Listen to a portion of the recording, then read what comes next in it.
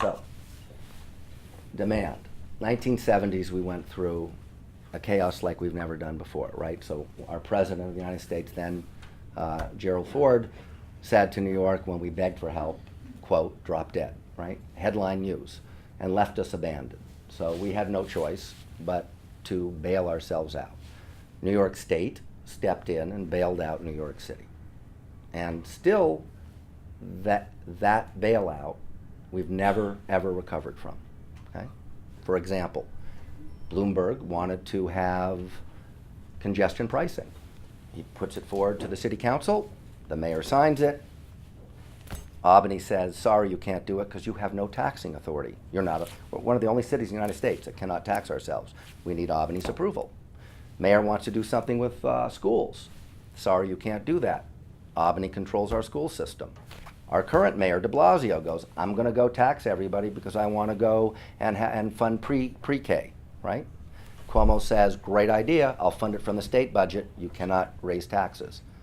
So de Blasio says, no, we don't want your money. State, we're going to do it out of the tax because I want to go tax the upper class. And he said, no, sorry, I'll fund you, but you can't do it. What? Because he has no control over this because we were taken over. And it's never changed. De Blasio is trying to get more cameras on streets, right, to prevent speeding. Albany has to approve that.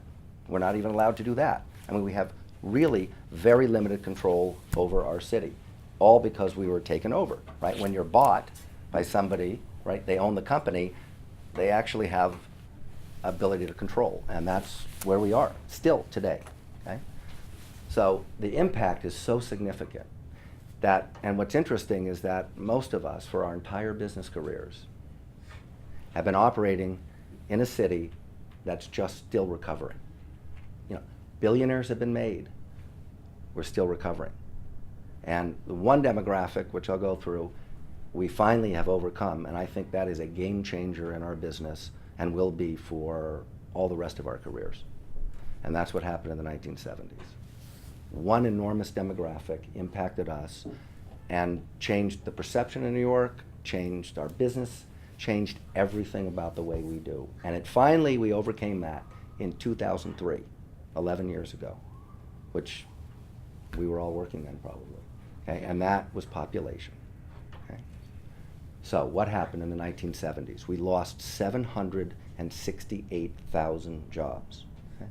750,000 jobs were lost in New York City. It is devastating. By the way, now we have the highest employment that we've ever had in our history. We're over 4 million employed, okay? So that bodes very well. But back then, we lost 768,000 jobs, okay? And what was the result of that? 1.1 million people, greater than any city in the United States at that time, picked up and moved out of New York. Okay? We lost 1,100,000 people. Our population today is 8.3 million. Our population in '74 was 8 million people. So 35, 40 years later, we've gained 300,000 people. When I moved out of San Francisco in '87, population was 602,000. Today it's 805,000. Still very small as a city, but it gained a third, or about, right? Over this period of time, New York City gained a fraction because we lost 1.1 million people. That meant 1.1 million people didn't go shopping, didn't go to schools, didn't do their laundry, didn't go park, didn't go to a restaurant. They didn't live here. So you had massive amounts of empty buildings. So everybody talked about New York as a crime-ridden place. They didn't ride the subways because no money was here, no people were here. So what happened? When I moved to New York City in 1987, my business partner from my family said, I lived on 54th or Sutton Place. And he said, okay, and I'm walking to work at the Grace Building on 43rd and 6th. He says, this is how you should walk. Go to 57th Street, cross on the double wide, go to 6th Avenue, and go down. I said, it's freezing outside. You gotta be crazy. I'm gonna walk 3 blocks over and then back. I said, you're friggin' nuts. Oh no, you can't walk on single streets like that, which is his mentality. And it's like, why? Because 10 years ago, he never ever recovered from what happened here.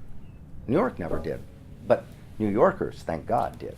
But the city actually didn't, you know? So 768,000 jobs lost, 1.1 million people. That was a sucking sound in New York. Took us till '03 to recover. And that's when you heard about New York is full of crime, and New York you can go in abandoned neighborhoods yeah, it was all true, because you didn't have any people there. You know, when you have people occupying space that care about their home, which most people do, crime goes down, problems go down. I mean, so it took us till '03 to get that to happen. Now you walk in and you hear everybody, God, there's no bad neighborhoods anymore. No, we've repopulated ourselves. There are no empty neighborhoods anymore. And that dramatically shifted everything. That's the one statistic that so impacted New York. The jobs, yes, because it led to 1.1 million people leaving. But and then New York said, that was when suburbia came up like the coolest thing in the world, because when New York went like that, everybody got scared of center cities. So Chicago went through problems, San Francisco, LA, all that stuff. Now we've experienced the reurbanization of American cities. Everybody wants to be in New York City. I tell you, when I was doing a high-rise in San Francisco, the banks only asked me one question: who on earth will ever live in an elevator building in San Francisco, right? When I got finished, all they asked for is, what price are you gonna, the whole mentality changed. But San Francisco's didn't build their high-rise residential. New Yorkers did, because they understood it, and they went in and they built. Because people just, but because New Yorkers understood the reurbanization, they understood high-rise living, they understand that people want the energy level, et cetera. So that bodes very well for us.